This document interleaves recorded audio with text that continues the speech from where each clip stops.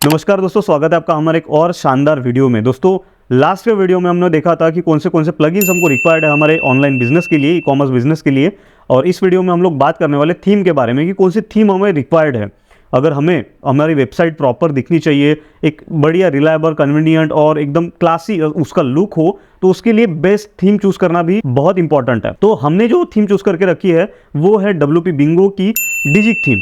डिजिक एक e commerce theme है। वहाँ पे हम लोग अलग अलग स्टाइल शीट मिल जाती है जिसमें हम लोग अलग अलग सेक्शन में वो पूरे प्रोडक्ट शोकेस कर सकते हैं। इसी को चूज़ किया था बिकॉज ये बहुत रिलायबल, बहुत कन्वीनियंट, इजी टू यूज़ है और बहुत ही ईजिली कस्टमाइजेबल है। दैट्स वाई हमने इसको चूज़ किया था। आपको अगर लगता है कि आपको अलग कोई थीम चूज़ करनी है आपके बिजनेस के लिए, तो वो भी आप चूज़ कर सकते हो। जस्ट आपको आ जाना है डैशबोर्ड पे, वर्डप्रेस पे डैशबोर्ड पे आने के बाद में आपको जस्ट प्लगइन के ऊपर में अपीयरेंस का सेक्शन यहाँ पे दिखेगा।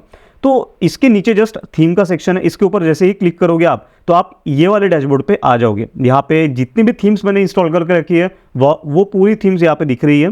जैसे कि यहाँ पे आप देख सकते हो डिजिक ये थीम है, ये एक्टिवेटेड है हमारे स्टोर पे एंड इसको मैं कस्टमाइज भी कर सकता हूँ। उसका कस्टमाइजेशन हम लोग आगे देखते हैं इसी वीडियो में। ठीक है, आपको अगर नई थीम कोई इंस्टॉल करनी है, आपको ऐसा लगता है कि कोई अलग थीम आपको लगानी है आपके स्टोर पे, तो वो भी आप कर सकते हो। जस्ट सिंपली आपको ऐड न्यू के ऊपर क्लिक करना है। यहाँ से आप अपलोड भी कर सकते हो किसी भी थीम को, आप सोर्सेस से डाउनलोड कर सकते हो। envato.com है, यहाँ से आप थीम प्रीमियम थीम परचेस करके आप यहाँ पे अपलोड कर सकते हो, जिसका सब्सक्रिप्शन आपको लेना पड़ेगा और वन टाइम कॉस्ट आपको पे करनी पड़ेगी। तो हम लोग अभी अपलोड नहीं कर रहे हैं बिकॉज हमने जो थीम है ऑलरेडी इंस्टॉल्ड है हमारे सिस्टम में, उसको ही हम लोग यूज़ कर रहे हैं। सो आपको क्या करना है, आपको कोई अलग थीम अगर चूज़ करनी है, सिंपली आपको यहाँ पे सर्च करना है ई कॉमर्स।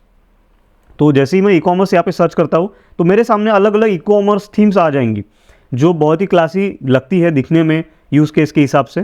तो यहाँ पे आप देख सकते हो दोस्तों, अलग अलग थीम आपको यहाँ पे देखने को मिलेंगी। शॉपिंग वाली theme, e commerce book shop, smart e commerce, अलग अलग टाइप की जो थीम्स है ना, बहुत ही क्लासी थीम्स यहाँ पे आपको दिखने को मिलती है। सिंपली आपको यहाँ से इसको इंस्टॉल करना है और या फिर आप इसको प्रीव्यू भी कर सकते हो। प्रीव्यू करने के बाद में आपको इसका प्रीव्यू देखने को मिलेगा।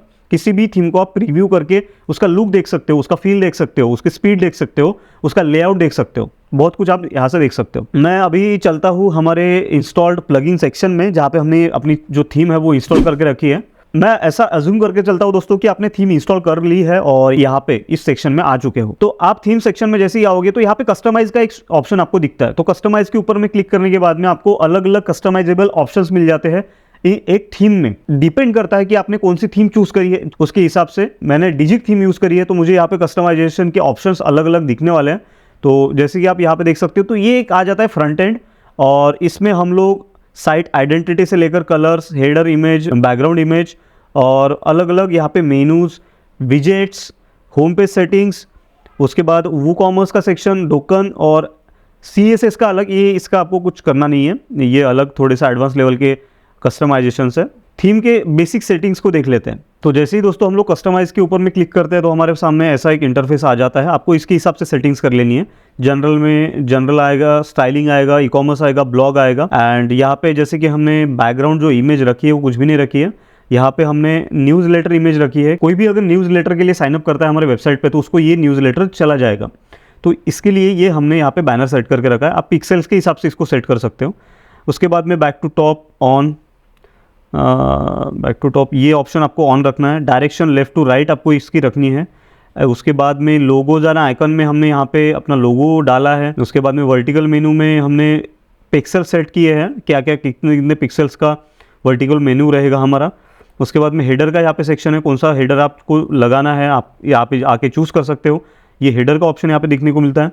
फुटर का एक ऑप्शन है, यहाँ पे भी हमने फुटर में इमेजेस डाल के रखी है, वो भी आप अपने हिसाब से डाल सकते हो। उसके बाद कॉपीराइट का यहाँ पे एक सेक्शन है जहाँ पे आपको कॉपीराइट डिक्लेरेशन देना है।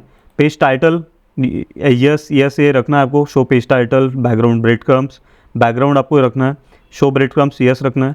404 एरर अगर आता है तो क्या एरर मैसेज आना चाहिए स्क्रीन पे, वो भी आप यहाँ पे रख सकते हो। उसके बाद में सोशल शेयर यस रखना है उसको। स्टाइलिंग ये आपको नो रखनी नहीं है। कंपाइल CSS का एक यहाँ पे सेक्शन दिया है, वो आपको नो रखना है। उसके बाद में टाइपोग्राफी है, उसको भी नो हमने रखा है। ई कॉमर्स सेक्शन में आपको ये पूरी सेटिंग्स जैसे कि आपको यहाँ पे दिख रही हो पूरी की पूरी ऐसी की ऐसी ही शो करनी है। शो पेजिनेशन का हमने यहाँ पे ऑप्शन सेलेक्ट करके रखा है। Show background shop no, show category stop, yes. Category stop style, style 1। Limit category stop 10, हमने इसको लिमिट करके रखा है।